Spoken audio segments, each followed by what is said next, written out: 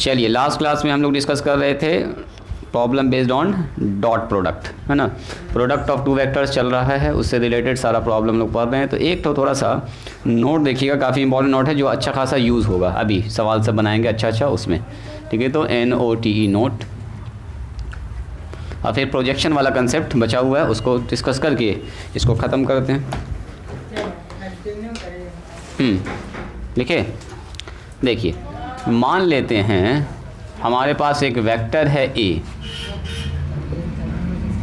इसमें लिखा हुआ है XI YJ एंड ZK। यहाँ ध्यान दीजिएगा, ये एक वेक्टर है जिसमें क्या लिखा हुआ बोलो, XI प्लस YJ और ZK। अब सुनिए, अगर हम आपसे ये कहें बताओ तो A डॉट A कितना होगा, इसको थोड़ा सा फील कीजिएगा। हालांकि इस रिजल्ट को पहले भी हम यूज़ कर चुके हैं, लेकिन इसको दोबारा से आपको समझना ध्यान से। देखो, अगर आप बोलिएगा तो ये मैग्नीट्यूड ऑफ A, आपने कह दिया, क्या बोला बोलो, थोड़ा सा गड़बड़ हो गया, बोलो कैसे दिखाते हैं।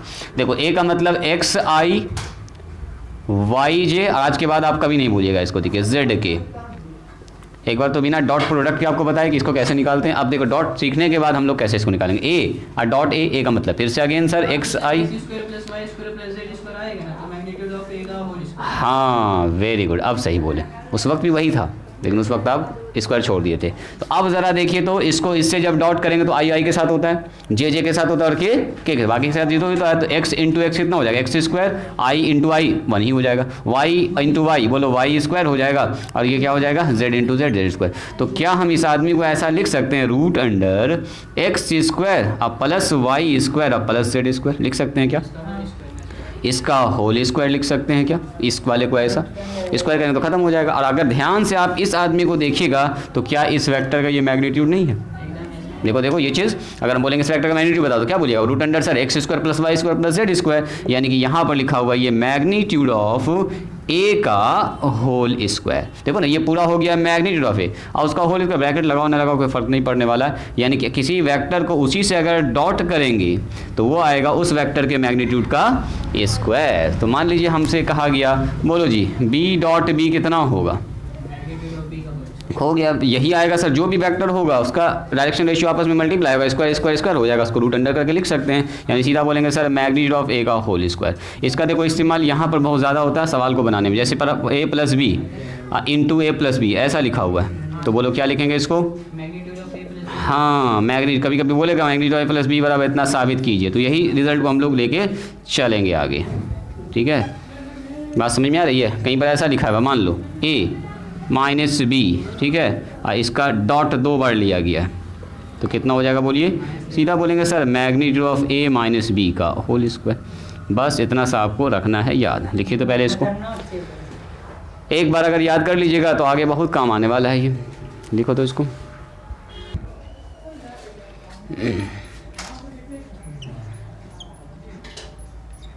प्रोजेक्शन, प्रक्षेप भी कहते हैं इसको, छाया भी कह सकते हैं, छाया, शैडो, प्रोजेक्शन। सर यहाँ प्रोजेक्शन का क्या काम है, यहाँ भी एक प्रोजेक्शन की ज़रूरत पड़ेगी। देखो कैसे,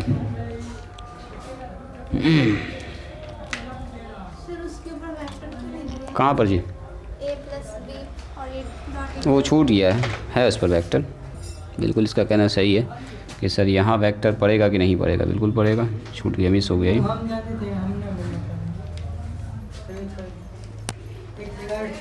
एक जगह और छुटा हुआ है, अब मत बोलो, सब बच्चा जान जाएगा। देखो लिखे ऊपर प्रोजेक्शन, सुनो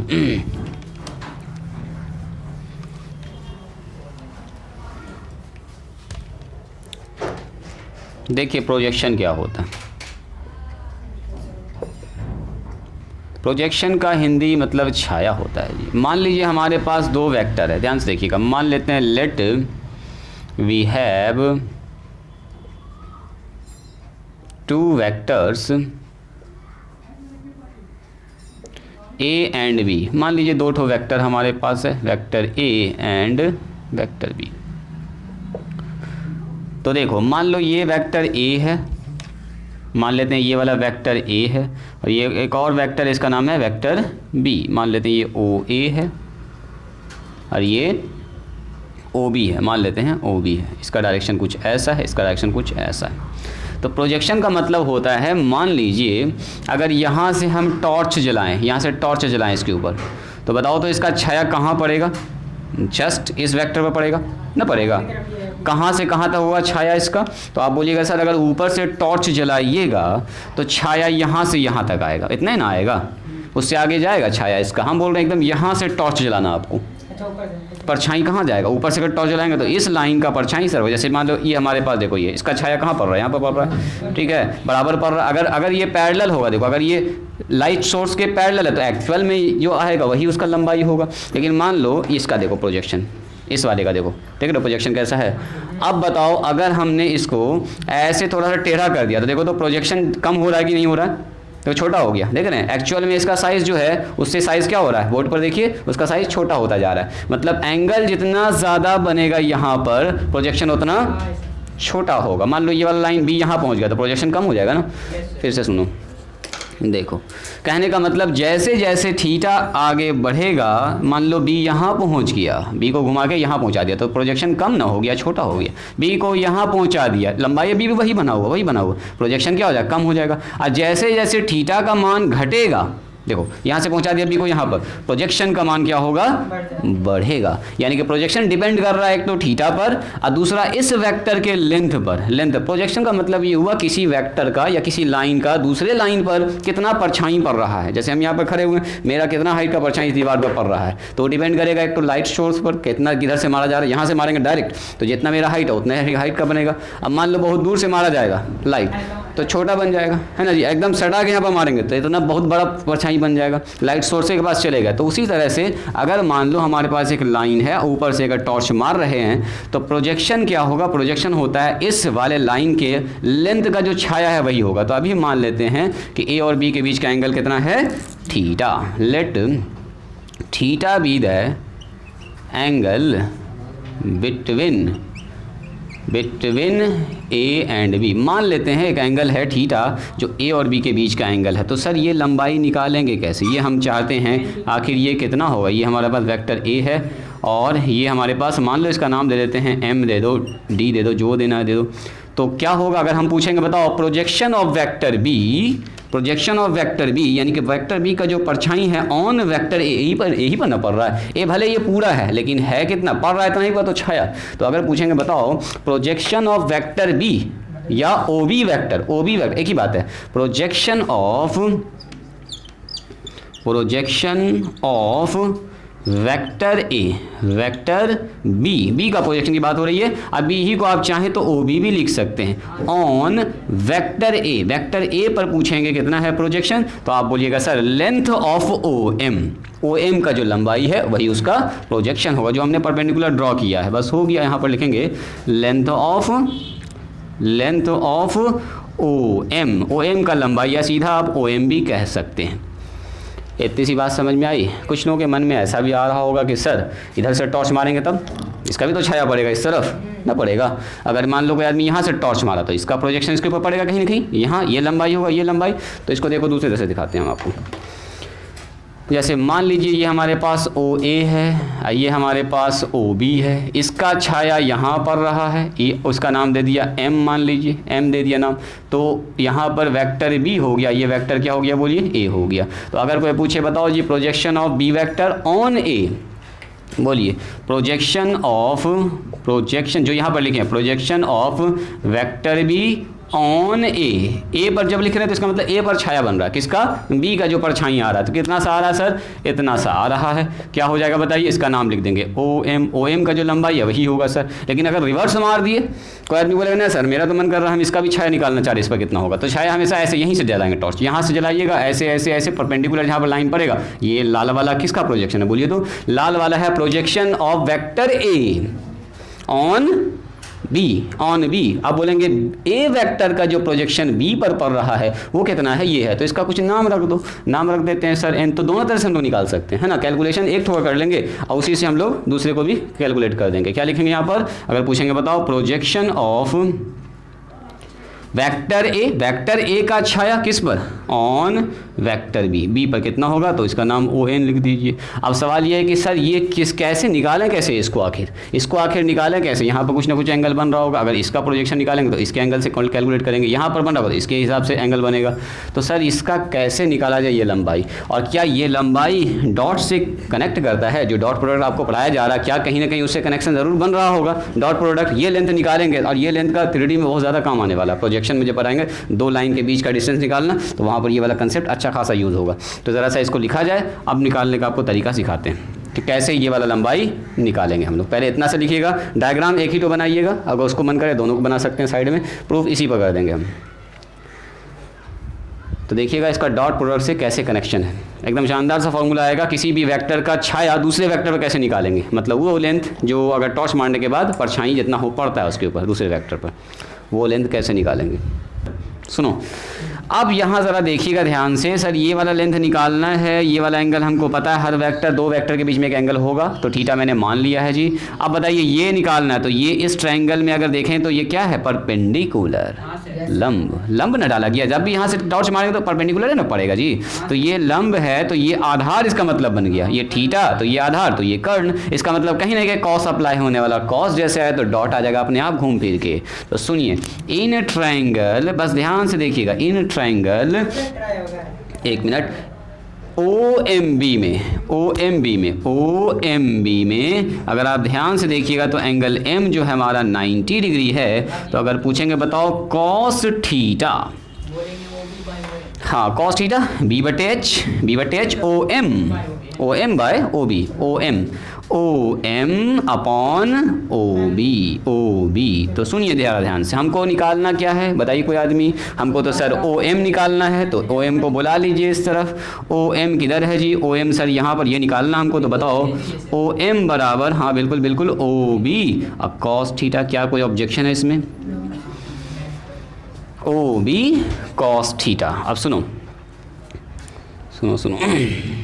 इसको मिटाते हैं, यही OM हमारा मेन प्रोजेक्शन है, यही हमारा मेन प्रोजेक्शन है। देखो अगर हम पूछेंगे ये OM बराबर लिखा हुआ है OB कॉस थीटा, तो OB का मतलब क्या, जरा देखिए यहाँ से यहाँ तक लंबाई, लेंथ ऑफ वेक्टर B का लंबाई, मैग्नीट्यूड ऑफ वेक्टर B भी लिख सकते हैं आप। OB का मतलब तो यही ना हुआ, O से लेके B तक का दूरी, तो आप इसको ऐसा लिख सकते हैं, magnitude of vector B into में कॉस थीटा। मेरा मन कर रहा है इसमें मैग्नीट्यूड ऑफ वेक्टर A से ऊपर, अब मैग्नीट्यूड ऑफ वेक्टर A से नीचे मल्टीप्लाई और डिवीजन कर देने का, कर सकते हैं क्या ऐसा, एक नंबर है ना होता है मैग्नीट्यूड मतलब 5 से ऊपर 5 से नीचे। अब देखो जरा इस आदमी को इसके पास बुला लीजिए, magnitude of A into magnitude of B और कॉस थीटा, और नीचे आ जाएगा मैग्नीट्यूड ऑफ A।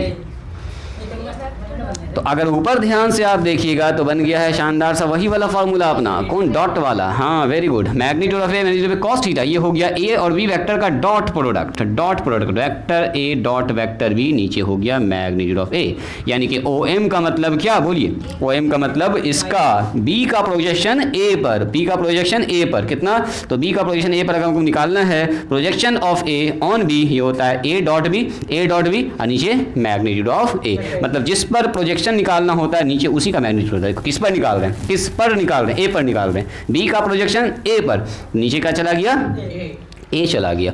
तो क्या बोलेंगे हम लोग, तो जगह भी नहीं बच रहा, यहाँ लिखते हैं देखो, प्रोजेक्शन ऑफ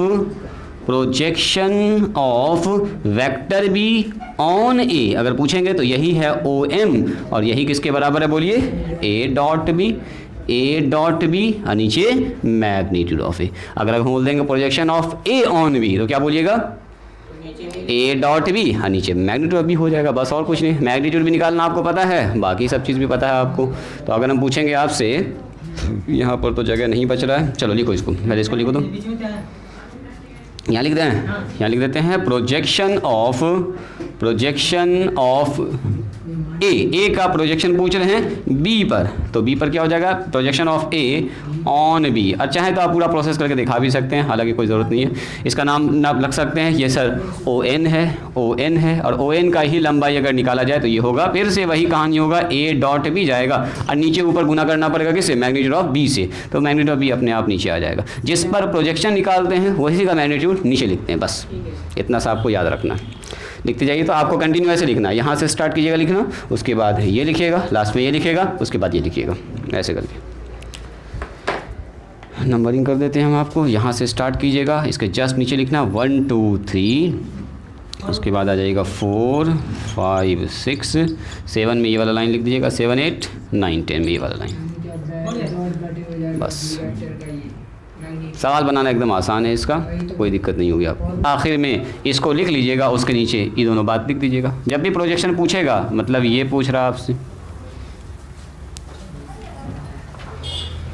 जिस पर पूछ रहा है इसको एक लाइन और अगर बढ़ाना चाहो तो बढ़ा दो, इसको नोट में एक तरह से हो जाएगा। ये हो जाएगा a डॉट बी, नीचे वेक्टर है। देखो projection of b on A पर पूछ रहा है, आइए पूछ रहा है projection of a on b, यानी कि a डॉट बी और नीचे हो जाएगा vector A, sorry vector B. Vector जिस पर पूछता है नीचे उसी का मैग्नीट्यूड, हो गया काम खत्म। एक बार इस फिगर को बना दीजिए, उसके नीचे लिख दीजिए। वही बात को तो समझा रहे हैं जी पीयूष कुमार, ये बात तो आप लोग समझिए गए, दोबारा हम बोल रहे हैं खाली लिखने के लिए। अगर मन करे तो लिखिए, ना मन करे तो छोड़ दीजिए।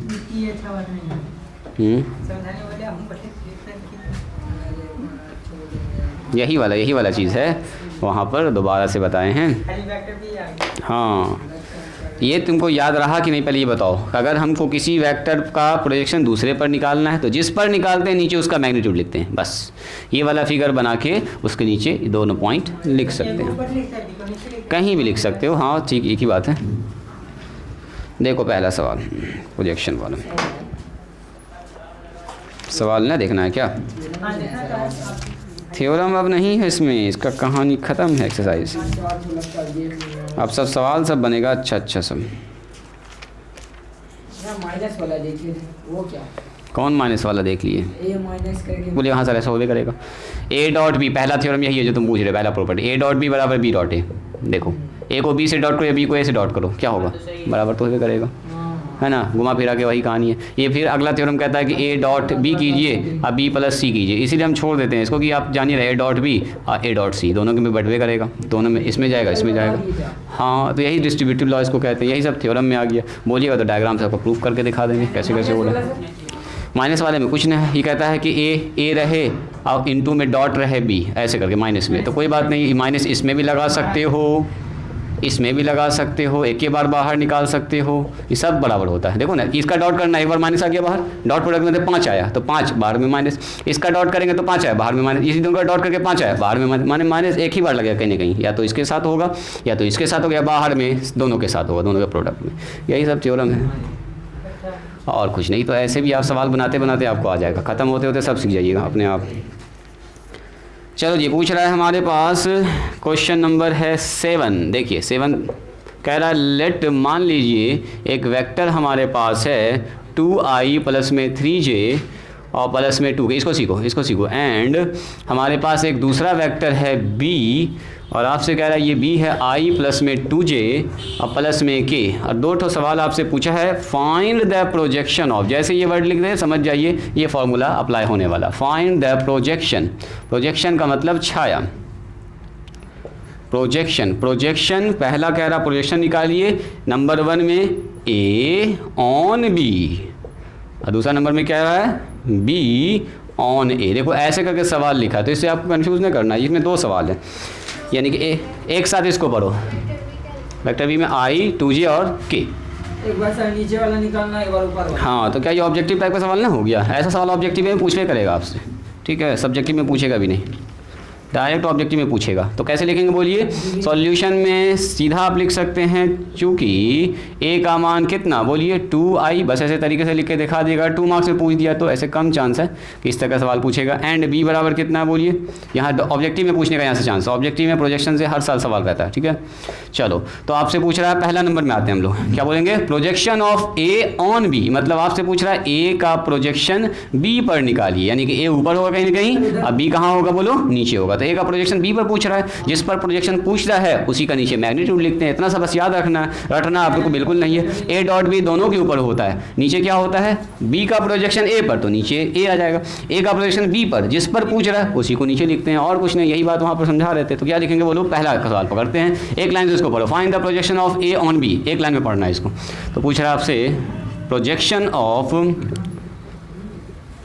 ऑफ ए ऑन बी, बोलिए कैसे लिखेंगे? तो लिखेंगे sir A dot B, formula हम लोग को याद है, नीचे मैग्नीट्यूड जिस पर पूछ रहा है, बी पर पूछ रहा है तो मैग्नीट्यूड ऑफ बी। अब दोनों का मान आपको पता है, बोलो ए का मान है सर 2i, बी का मान बोलिए 3j।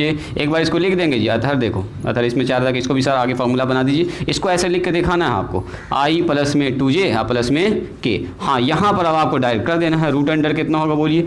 Magnitude of B, B का मतलब 1 का स्क्वायर 2 का स्क्वायर 1, ऐसे भी लिख सकते हैं। हाँ, अब डॉट प्रोडक्ट आप लोग जानते हैं, यहाँ पर 2 हो गया, यहाँ पर 3 दूनी 6 हो गया, यहाँ पर 2 कहीं 2 हो गया, नीचे बता दो तो ये हो गया 1 प्लस में 4 प्लस में 1, ऊपर हो गया 4 6 10, नीचे हो गया रूट 6। छोड़ दो आंसर, यही इतना ही लेंथ होगा। रूट 6 से ऊपर नीचे गुना करना चाहो तो कर लो, आंसर चेक कर लो बस। काट दो, देखने में थोड़ा सा अच्छा लगेगा और कुछ नहीं। 5 रूट 6 डिवाइडेड बाई 3, देखो तो आंसर क्या लिखा है इसका, क्वेश्चन नंबर 7 का 1, 5 रूट 6 डिवाइडेड बाई 3, चेक करो। ऐसे ही लिखिए मैग्नीट्यूड में, नीचे ये हटा के इरेशनल नंबर हटा के लिखिए, देखो आंसर देखा है ना, तो वही कहानी है। ये भी लिख दोगे ऑप्शन में तब भी सही है, 10 बाई रूट 6, ये भी ठीक है। चलिए दूसरा निकाल सकते हैं क्या आप लोग? निकाल दिए, कितना निकला दूसरा बोलो तो? 10 बाय रूट 17 हो गया आंसर। रूट 17 आ गया, ऊपर रूट 17 से ऊपर नीचे मल्टीप्लाई करना चाहो तो कर लो, देखने में अच्छा लगेगा। 10 रूट 17 नीचे आ जाएगा 17, और क्या, ऊपर नीचे रूट से गुना कर, रूट 17 से बताएं बन जाएगा, ऊपर नीचे गुना कर लो।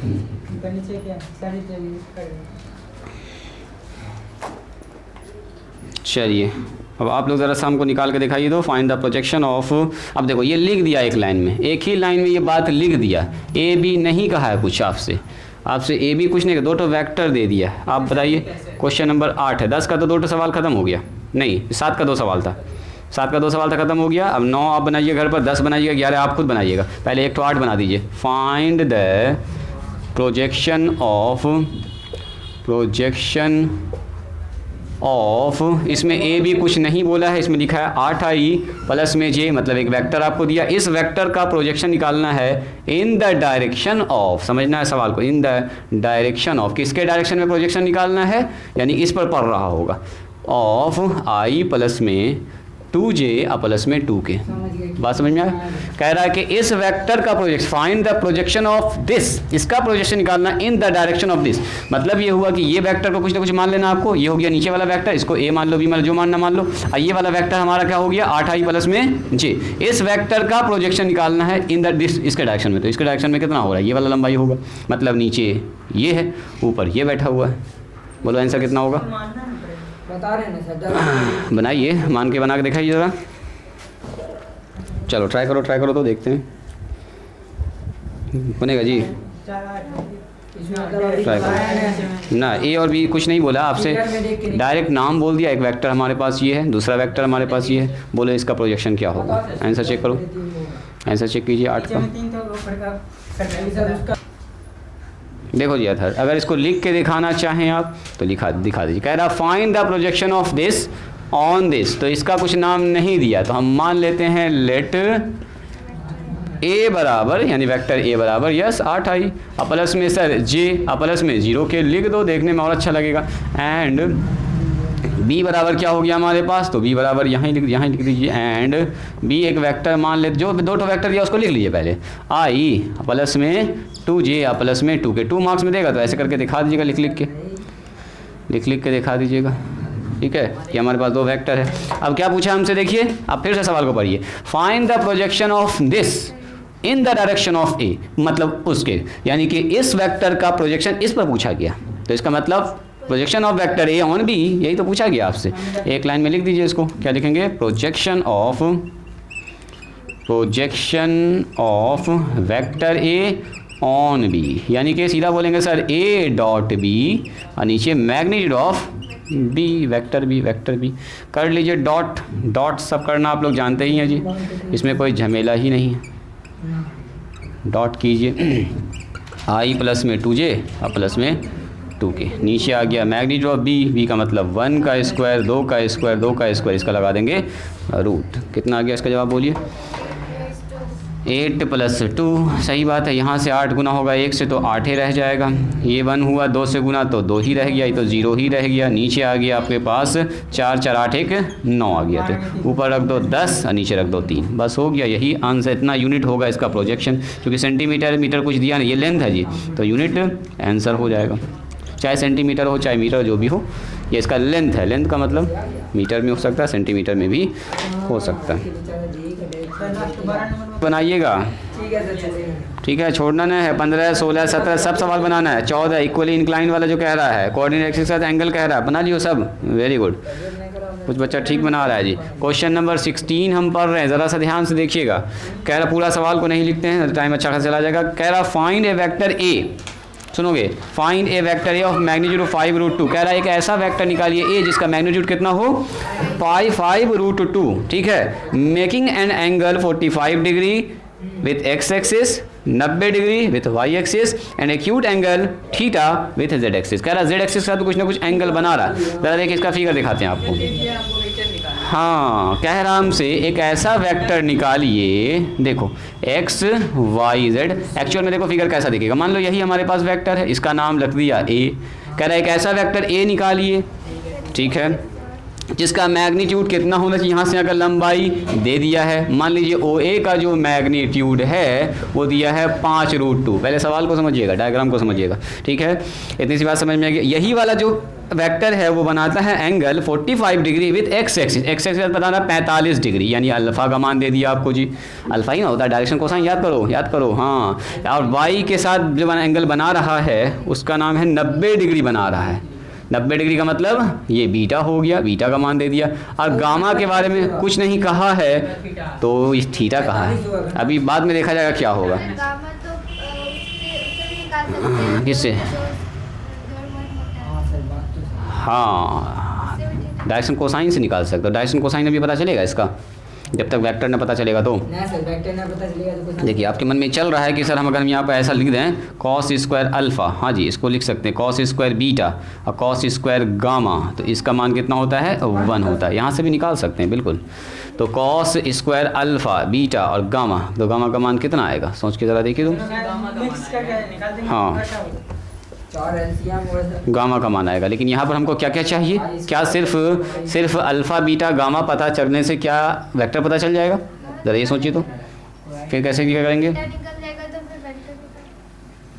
थीटा निकल जाएगा तो वेक्टर के लिए क्या करना होगा, ज़रा दिमाग लगाइए, दिमाग लगाइए। ये हमारे पास ए वेक्टर है जिसका सिर्फ मैग्नीट्यूड आपको पता है कि ये जो लेंथ है वो कितना है जी, वो लेंथ है 5√2 यूनिट।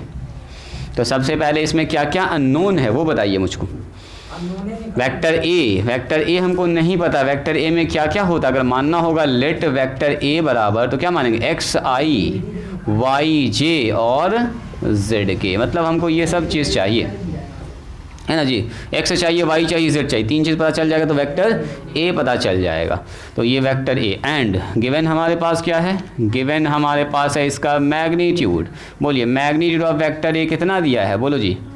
मैग्नीट्यूड ऑफ वेक्टर ए दे दिया है 5√2। कुछ लोग इस सवाल को बना भी दिया। मैग्नीट्यूड ऑफ ए होगा कितना बताइए, एक्स स्क्वायर होगा सर, वाई स्क्वायर होगा और जेड स्क्वायर होगा। यहाँ देखोगे अभी रूट होगा इसमें, रूट अंडर ये हो गया, मतलब ये दिया गया आपको, ऐसे दिया गया, ऐसे बात बराबर। रूट हटाओ यहाँ से, 16 X square plus Y square plus Z square. कहीं ना कहीं ये रिलेशन यूज़ करेंगे हम लोग आगे। तो आप बोलिएगा सर ये हो जाएगा 5√2 का होल स्क्वायर, है ना जी, यानी कि X square plus Y square plus Z square, ये 25 गुना 2 यानी कि सीधा हो गया 50। इसको रोक के रखिए, ये अपना है इक्वेशन नंबर 1। इतना सा आपको दिया गया था, एक वेक्टर ए हमको नहीं पता क्या, एक्स वाई जेड मान ली, उसका मैग्नीट्यूड दिया था सवाल में, मैग्नीट्यूड लिख दिए। अब बताइए ये बना रहा एक्स एक्स के साथ अल्फ़ा, तो एक्स अगर अल्फ़ा एंगल बना रहा है तो कितना होगा, हम लोग क्या कर सकते हैं, एक्स एक्स के साथ बना रहा अल्फ़ा, तो एक्स एक्स के साथ एंगल कैसे निकालते हैं, बोलिए। एक्स एक्सिस में कौन सा वेक्टर होता है, बोलिए जी। एक्स एक्सिस में जो वेक्टर होता है वो आई कैप होता है, वाई एक्सिस के लॉन्ग में हाँ जे कैप, और यहाँ पर के कैप। क्या बोल रही है, बोलो तो। कॉस थीटा बराबर क्या हो जाएगा, बोलिए। हाँ वेरी गुड, सुनिए सुनिए, अगर हमको दो एंगल निकालना होता है तो थोड़ा थोड़ा आपको याद होगा, कॉस थीटा बराबर होता है vector A dot vector B और नीचे magnitude of A magnitude of B. क्या आपको याद है? हाँ वेरी गुड एकदम तुम समझ गई हो। तो कॉस थीटा तो ऐसे ही ना निकलता है, इसका मतलब दो वेक्टर के बीच का अगर एंगल निकाला तो पहला वेक्टर कौन सा ए और दूसरा वेक्टर कौन सा आई। जो भी हो पहले हम लोग पकड़ रहे हैं ए का मतलब मान लीजिए यहाँ पर है, देखो ये है ए और ये है आई वेक्टर जो एक्स के डायरेक्शन में बैठा हुआ है, इसी के बीच का एंगल कितना है 45 डिग्री, 45 ना अल्फा। तो बताओ यहाँ पर एंगल जब लगाएंगे कॉस अल्फा, क्या लिखेंगे यहाँ पर लोग? Cos alpha. नौ एक एक करके अप्लाई करना स्टार्ट कीजिए। कॉस अल्फा जैसे कॉस थीटा, मतलब दो वेक्टर के बीच का एंगल थीटा होता है, तो ऐसे लिखते हैं। यहाँ पर दोनों वेक्टर के बीच का एंगल कितना है जी? ये 3D फिगर है, इसको इस तरह फील कीजिएगा, ये ऐसे करके बाहर निकला हुआ है ऐसे, और यहाँ एंगल यहाँ देख रहे हैं, है ना? हाँ बोलो, जहाँ पर बना रहा है y के साथ 90 डिग्री बना रहा है। y के साथ बना 90, तो a कहाँ पे होगा? वेक्टर इसके साथ 90 बना रहा है तो ये कहीं पर भी हो सकता है, ये यहाँ पर हो सकता है, क्योंकि इसके साथ 90 बना रहा है, इसके साथ 90 बना रहा है तो इस जगह पर जा सकता है। और x के साथ तो 45 डिग्री। अच्छा अभी इसको देखते हैं कहाँ पर होगा, रुक जाइए, अभी तुरंत इसको फील कर रहे हैं, पहले इसको काम करते हैं। बोलिए कॉस अल्फा का मान कितना होगा? कॉस अल्फा किसके बीच में है?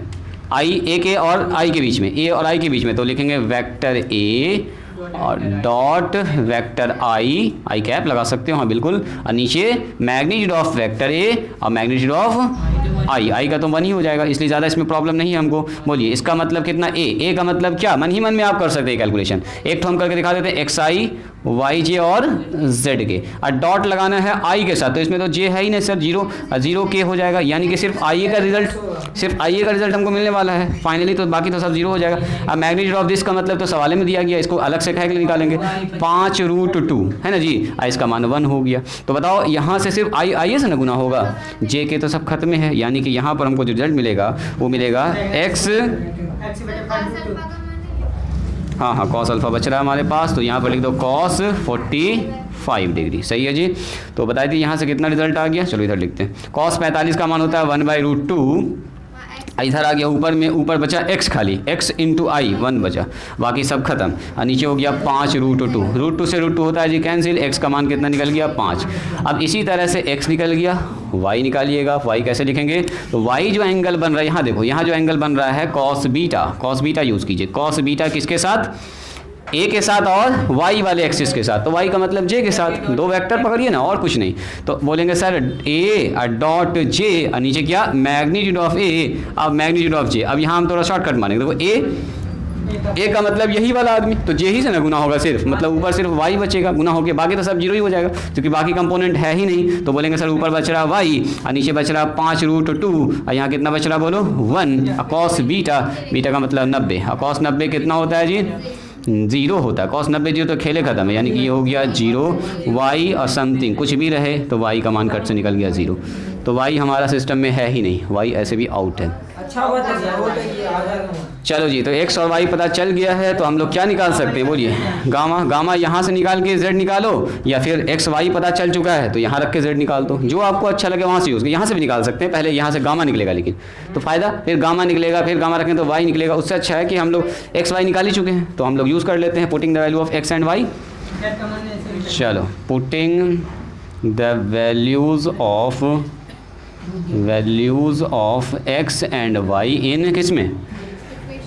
इक्वेशन नंबर 1 में यहाँ रख दीजिए, काम हो गया अपना जी। तो 1 में रखेंगे तो क्या होगा बोलिए? x का मान रखना होगा कितना? 5, ये आएगा 5 का स्क्वायर, y का मतलब कितना? 0 का स्क्वायर, z तो निकालना ही है, आपको दिया गया, ये हो गया 50, बोलिए जी, ये हो गया 25 प्लस में z स्क्वायर बराबर 50, z स्क्वायर बराबर 50 माइनस 25, सो z स्क्वायर बराबर 25, तो z का मान कितना हो गया? √5 यानी कि 5 है ना। चलिए, तो अगर हम आपसे पूछेंगे बताओ जी वेक्टर हमारे पास a क्या होगा, इसलिए फाइनल रिजल्ट में पहुंचने वाले हम लोग, इसलिए वेक्टर a बराबर कितना होगा जी? तो सर ये होगा xi प्लस में yj और प्लस में z के, तो बोल दीजिए x का मान हो गया सर 5, तो प्लस y का मान हो गया 0 इंटू जे, अब प्लस में कितना हो गया 5 इंटू के, तो बता दो ये हो गया 5i और प्लस में 5j। देखो जी कहाँ पर होगा ये, सॉरी, तो ये असल में 5k है। अब बताओ कि ये वेक्टर कहाँ पर होगा। देखो जी ईशा, ये वेक्टर होगा 5i और 5j पर, तो 5i 5j का सॉरी 5i और 5k पर होगा, और y एक्सिस पे होगा, z पे नहीं होगा। x और z पर होगा, अच्छा x और z पर होगा। वहाँ पर y कितना होगा बोलो, 0 होगा। तो कहाँ पर होगा बोलिए, ऐसे देखा जाए x पर 5, 1 2 3 4 5 और z पर चला जाएगा, मतलब यहाँ कहीं होगा। अब बताओ देखो 90 डिग्री बन रहा है कि नहीं बन रहा, फील कीजिएगा इसको। देखो ये वेक्टर है यहाँ पर, x पर भी 5, z पर भी 5, तो ये जो वेक्टर है इसके साथ कितना एंगल बना रहा है, 90 नहीं बना रहा है। ध्यान से देखिएगा, फिर से देखिए, ये वेक्टर है असल में, है ना, ये वाला असल में वेक्टर है यहाँ पर। हम लोग को लग रहा था कि सर यहाँ होगा तो फिर कैसे 90 बनाएगा, ऐसा तो नहीं हो सकता था। देखो ऐसा होगा, मतलब इस वाले प्लेन पर होगा, इस वाले कौन एक्स जेड प्लेन पर, एक्स जेड प्लेन पर जो भी लाइन ऐसे खींचा जाएगा वो इसके साथ हमेशा क्या बना रहा होगा 90। तो इसके साथ कह दिया था कितना बना रहा है पहले से बताइए 45, तो 45 ठीक है। अगला वाले के साथ कितना बना रहा था π/2, कितने बने 90, यानी कि ऐसे ना वहाँ तो जेड, सॉरी ये तो इसके साथ था। अब जो थीटा निकाला हम लोगों ने, तो थीटा निकाला हम लोगों ने कितना, अभी थीटा ना निकाले, थीटा कोई काम ही नहीं पड़ा, निकालना चाहो तो निकाल सकते हो। एक्चुअल में यहाँ पर जो एंगल बन रहा है हमने अभी थीटा मान लिया है, कैलकुलेट कर दिया है ना, लेकिन एक्चुअल में थीटा निकाला नहीं है। थीटा माने थे हम लोग, थीटा माने थे और इसका इस्तेमाल कहाँ किए। भाई तो इधर बोल रहे हैं। जाहिर सी बात है, इसका भी कहना जायज़ है जी कि सर यहाँ अगर 45 बन रहा तो यहाँ भी तो 45 से बनेगा, क्या कि इसके साथ तो 90 बनने वाला है, तो इधर उधर तो जा नहीं सकता है कुछ भी। एकदम सही कहा आपने, यहाँ 45 यहाँ भी 45। निकालना चाहो कैलकुलेट कर लो, बोलो कितना निकलेगा। कॉस अल्फा का स्क्वायर कॉस गामा का स्क्वायर है जी, कॉस अल्फा का स्क्वायर कॉस बीटा का स्क्वायर कॉस गामा का स्क्वायर। गामा ही हमारा क्या है, थीटा है, गामा ही हमारा थीटा है, कह सकते हैं। ये हो गया आपका 1, तो इसका मान कितना हो जाएगा 45 का मान होता है 1/√2, तो 1/2 यहाँ बोलिए। हाँ इसका मान हो गया 0, तो खेले ख़त्म है इसका 0। यहाँ कितना हो गया प्लस में कॉस स्क्वायर गामा मान हो गया 1, यानी कि कॉस स्क्वायर गामा बराबर कितना 1 - 1/2, यानी कॉस स्क्वायर गामा 1/2, वही √2 आ रहा, वही हमारा 45 है। यस 45 आएगा ही, कोई 45 ना आने का कोई सवाल नहीं है। लिखिए इसको, लिखिए जल्दी से।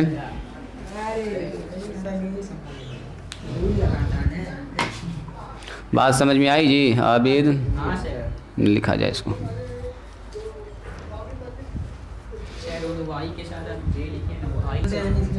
बच्चा सब समझदार है, देखते हो ये जे है, कोई बात नहीं है, ये जे है, लिखने लिखने में हो जाता है कभी कभी ऐसा, और कहीं पर है, बाकी सब ठीक है।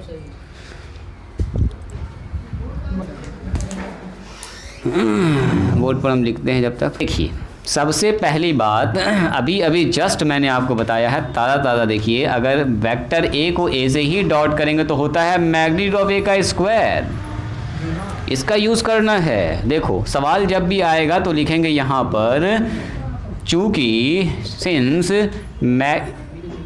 A is a unit vector, पहले इसको समझिएगा लिखने का तरीका, A is a unit vector, बता दिया ना ए के बारे में, एक यूनिट वेक्टर है, तो देन आप मुझको ये बताइए मैग्नीट्यूड ऑफ ए कितना होगा, तो सर यहाँ 1 होगा। पहले तो एक लाइन चिपका देंगे, क्योंकि कह दिया A is a unit vector such that. अब देखिए गिवन क्या हमारे पास इस तरह से दिया गया है कि इतना बराबर इतना, तो आपसे पहला रखा मैग्नीट्यूड ऑफ एक्स निकालिए, तो कहने का मतलब हमसे दिया x - a, ये इसके बारे में बता दिया, ये हमारा यूनिट वेक्टर है, डॉट x + a बराबर है 3।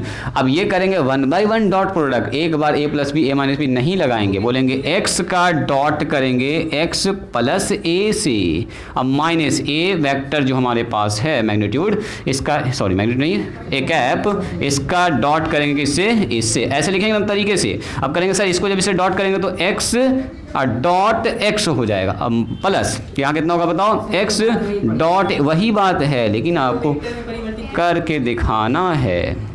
आ रहे हैं अभी उस पर, ये -a और a बराबर 3, इसी को खाली लिखने का तरीका आपको सीखना है, ठीक है। एग्जाम में लिखने ही पर आपको नंबर दिया जाएगा। अब बताओ x dot x, a dot a मान कितना होता है मैग्नीट्यूड ऑफ a का स्क्वायर। अब इसको लिखेंगे सर मैग्नीट्यूड ऑफ x का होल स्क्वायर, ये एक्स डॉट ए करो या ए डॉट एक्स करो, बात बराबर है। तो ये दोनों सेम ही चीज़ होता है, तो आप काट सकते हैं। एक बार ऐसे एक लाइन दिखा सकते हैं, एक्स डॉट ए, अब माइनस में यहाँ भी एक्स डॉट ए, बार बार जो है कैप छूट जा रहा है। अब यहाँ पर फिर से A cap dot A cap, तो मैग्नीट्यूड ऑफ ए कैप का होल स्क्वायर ऐसे लिखना आपको 3। तो ये तो सर होता है आउट, इसका मान हमको निकालना है मैग्नीट्यूड ऑफ ए का स्क्वायर। इसका मान सवाल में दिया गया है, इसका 1 है तो 1 का हो गया स्क्वायर बराबर 3। ठीक है, कैसे बनाए थे? सेम है।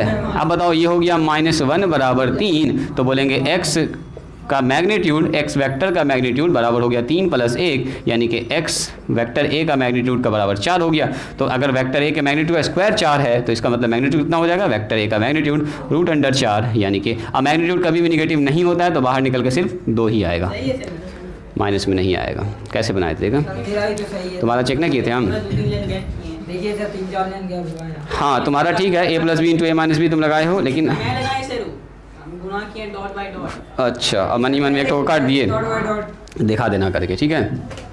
इसका मंदी किया है। देखो तो इसको, चलिए आज यहीं पर स्टॉप करते हैं, आज के लिए इतना ही।